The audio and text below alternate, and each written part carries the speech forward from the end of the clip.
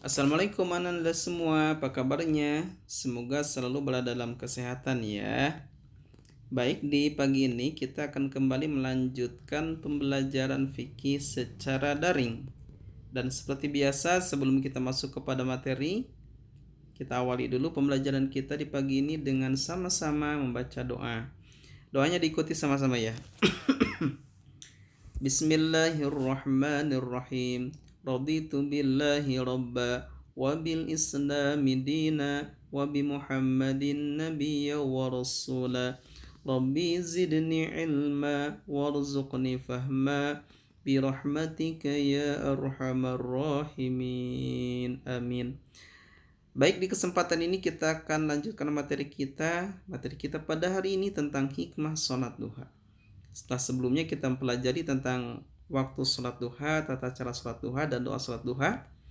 Di kesempatan ini kita akan lanjutkan dengan hikmah sholat duha.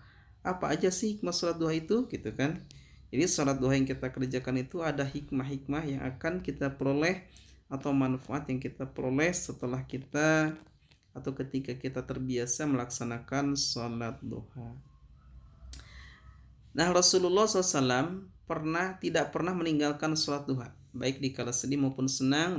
Dalam sholat duha terbanyak keutamaan ya. Jadi duha itu adalah salah satu sunnah Rasulullah yang Rasulullah sendiri tidak pernah meninggalkannya. Dalam keadaan apapun juga Rasul selalu melaksanakan sholat duha. Ini tentu menjadi jadi pelajaran ya bagi kita semua, bahwa hendaknya juga kita dalam keadaan apapun kita tidak meninggalkan sholat duha. Minimal sholat duha itu dilaksanakan 2 rakaat tiap pagi. Jangan kita lewatkan, tiap paginya kita melaksanakan sholat duha 2 rakaat ya. Terkait dengan keutamaan sholat duha, di sini ada beberapa keutamaan sholat duha. Nah, bisa dilihat ada 6 keutamaan sholat duha. Yang pertama adalah Allah akan melapangkan rizkinya ya. Jadi dengan kita terbiasa istiqomah melaksanakan sholat duha, Allah akan memudahkan rizki kepada kita. Rizki itu bukan hanya materi aja ya, bukan hanya uang aja. Rizki itu bisa berupa sehat, bisa berupa kasih sayang dari keluarga, bisa berupa kasih sayang dari teman-teman kita ya. Bisa juga berupa kita diberikan kelancaran dalam urusan kita ya, itu rizki. Jadi dengan kita rajin melaksanakan sholat duha, Allah akan lapangkan rizki kita, baik dari segi materi ataupun juga dari segi yang lain, seperti itu. Yang kedua, dengan kita terbiasa sholat duha, Allah akan menghapus segala dosa yang pernah kita lakukan ya. Jadi dengan kita istiqomah, konsisten ya, terus kita rutin melaksanakan sholat duha, maka dosa-dosa yang kita pernah lakukan Allah insyaallah akan kita ampuni. Ada sebuah hadis yang mengatakan ketika kita berbuat dosa kemaksiatan, maka ikutilah perbuatan dosa tersebut dengan perbuatan baik. Insyaallah perbuatan baik tersebut akan menghapus dosa yang kita lakukan. Perbuatan baik diantaranya adalah melaksanakan sholat duha. Yang ketiga, Allah akan mudahkan segala urusan kita ya. Dengan sholat duha terbiasa istiqomah ya, kita punya urusan, kita punya masalah, Allah akan mudahkan urusannya. Allah akan berikan jalan keluar setiap permasalahan yang kita hadapi. Yang berikutnya adalah terhindar dari keburukan atau kejelekan atau kejahatan ya.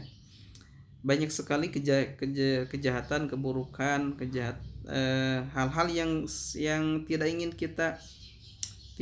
kita apa istilahnya itu, hal-hal yang harus kita hindari ya, atau hal-hal yang tidak ingin terjadi pada diri kita ya.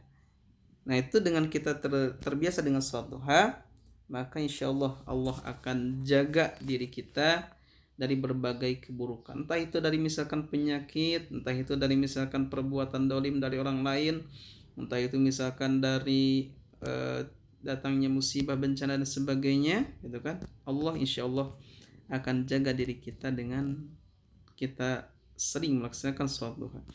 Yang berikutnya adalah sedekah itu merupakan sedekah bagi anggota tubuh. Ingat, ini dalam sebuah keterangan ya, bahwa kita itu memiliki banyak sekali anggota tubuh, tangan, kaki, mata, hidung, telinga dan sebagainya. Itu semua harus disedekahi.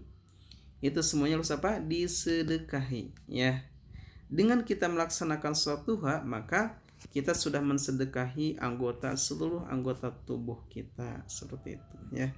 Jadi sedekah itu tidak hanya terfokus pada kita memberikan bantuan uang atau makanan pada orang lain, ya, tapi dengan sholat duha juga itu merupakan sedekah bagi anggota tubuh kita. Dan yang terakhir, doa itu menyehatkan jantung dan ginjal kita. Dengan kita rutin melaksanakan sholat duha di pagi hari, ya, melakukan gerakan sholat di pagi hari, ya, dengan kita khusyuk di pagi hari, beribadah di pagi hari, itu dari segi medis katanya akan baik ya untuk jantung kita ataupun untuk ginjal kita, ya.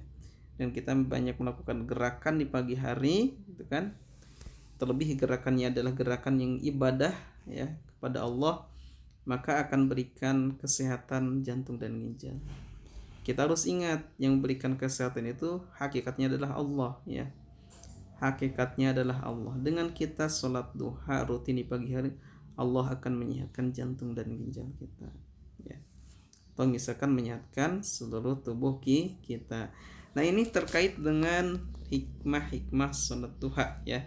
Dengan kita mengetahui berbagai macam hikmah yang ada pada sholat duha, kita harus semangat dalam melaksanakan sholat duha. Tidak boleh ditinggalkan ya adik-adik semua. Kita konsisten dalam melaksanakan sholat duha, insya Allah. Berarti beres materi kita nih terkait hikmah sholat duha. Sekarang Bapak ngasih tugas. Tugasnya tulislah hadis tentang dosa yang diampuni dengan sholat duha, terus dengan bahasa Arab dan artinya.